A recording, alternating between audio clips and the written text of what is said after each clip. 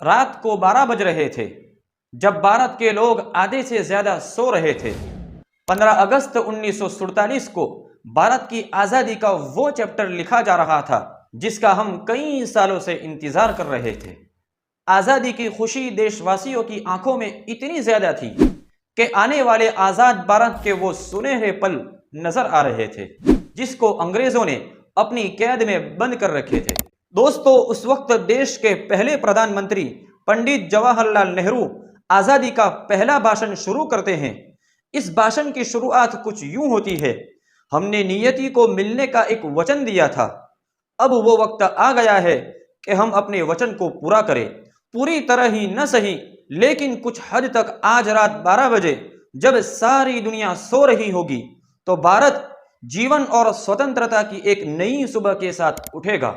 आखिरकार अंग्रेजों के दौर की वो काली रात खत्म हुई और 15 अगस्त 1947 के दिन सूरज की पहली किरण के साथ आजादी की वो सुनहरी सुबह हुई।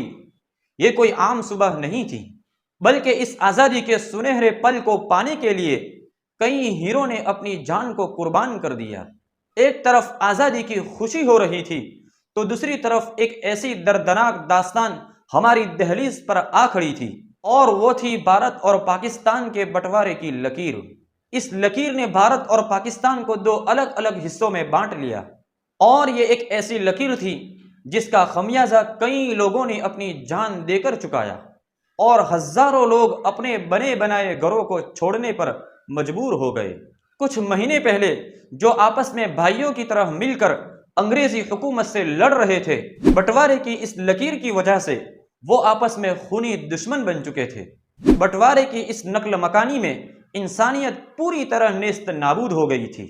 15 अगस्त 1947 से 9 दिन पहले 60 मुसलमानों का कत्ल अमृतसर में कर दिया गया। इसके ठीक 2 दिन बाद यानी 6 अगस्त 1947 को 74 यानी 74 हिंदू सिखों का कत्ल लुधियाना फिरोजपुर रोड जलालाबाद के पास कर दिया गया। साल 1947 के अगस्त महीने में खून खराबे से अमृतसर की जमीन लाल रंग ले चुकी थी। हर रोज तकरीबन 100 से ज्यादा लोग अपनी जान गंवाकर बंटवारे की कीमत चुका रहे थे। इस दर्द भरी दास्तान को आज देखा तो नहीं जा सकता है, लेकिन इस पल को महसूस जरूर किया जा सकता है।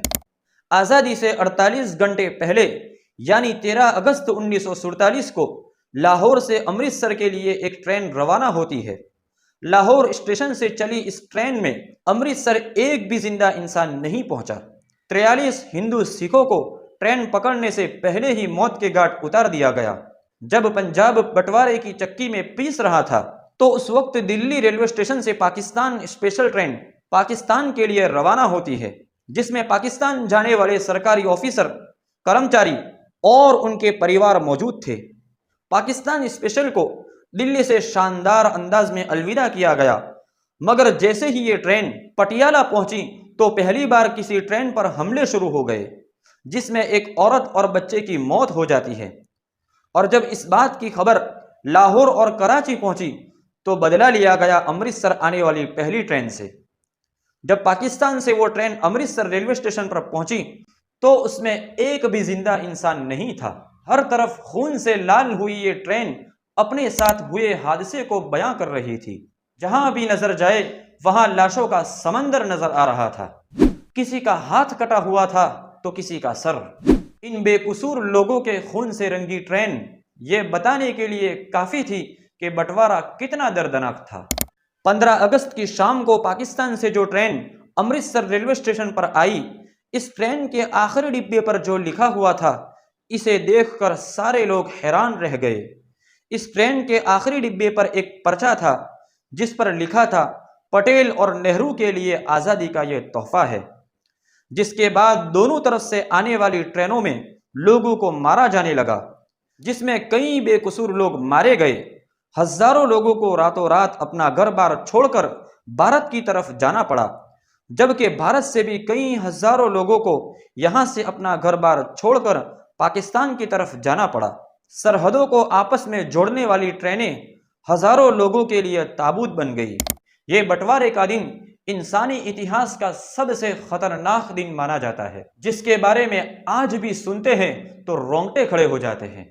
भारत और पाकिस्तान को अलग करने में मोहम्मद अली जिन्ना का बहुत बड़ा रोल था। अगर मोहम्मद अली जिन्ना राजनीति में न होते तो शायद कोई समझौता हो जाता और आज का पाकिस्तान न होता। मोहम्मद अली जिन्ना दरअसल भारत के लिए सबसे पहले प्राइम मिनिस्टर बनना चाहते थे। फिर उनको ये लगा कि मैं पूरे भारत का प्राइम मिनिस्टर तो नहीं बन सकता हूं, लेकिन पाकिस्तान का तो जरूर बन सकता हूं। और फिर कुछ ऐसा ही हुआ। 3 जून 1947 ये वही तारीख है जिस दिन भारत को आज़ाद करने की तारीख को तय किया गया और मोहम्मद अली जिन्ना की पाकिस्तान को अलग करने की जिद भी पूरी हो गई। अभी 15 अगस्त आने में पूरे 73 यानी 73 दिन बचे थे। इन 73 दिनों में जमीन का, लोगों का, भारत में जमा रुपयों का बंटवारा और उसके साथ साथ बैंक के खजाने में पड़ी सोने की ईंटें, सब कुछ बांट दिया था, जो कि इतना भी आसान नहीं था। बंटवारे का ये काम 2 अनुभवी अधिकारियों के हवाले किया था। उनमें से एक थे HM पटेल और दूसरे थे चौधरी मोहम्मद अली। ये दोनों लोग बंटवारे में जबरदस्त किरदार अदा कर रहे थे। इनके नीचे भी कई छोटे मोटे अधिकारी काम कर रहे थे। इतना ही नहीं, भारत के सरकारी दफ्तरों में पड़ी कुल प्रॉपर्टी का 80% भारत के लिए और 20% हिस्सा पाकिस्तान के लिए तय किया गया। इसके अलावा एक बंटवारा और अहम था और वो था भारत की आर्मी, जिसमें हिंदू, मुस्लिम, सिख सब थे। इंडियन आर्मी में से 2/3 आर्मी भारत के हिस्से में और 1/3 आर्मी पाकिस्तान के हिस्से में आनी थी। दोस्तों, ये बंटवारा बहुत ही दर्द भरी कहानी को लेकर आया था। ये कहानी आज भी सुनते हैं तो हमारी आंखें नम हो जाती है, जिसमें लाखों करोड़ों लोग अपना घर बार छोड़ने पर मजबूर हो गए थे। दोस्तों, इसके बारे में आप क्या सोचते हैं? क्या ये बंटवारा सही था या गलत? अपनी राय कमेंट सेक्शन में जरूर बताएं और ऐसी इंफॉर्मेशन वीडियो देखने के लिए हमारे YouTube चैनल को सब्सक्राइब करना बिल्कुल न भूलें। मिलते हैं दोस्तों अगली वीडियो में कुछ नए टॉपिक के साथ। तब तक के लिए इजाजत दीजिए।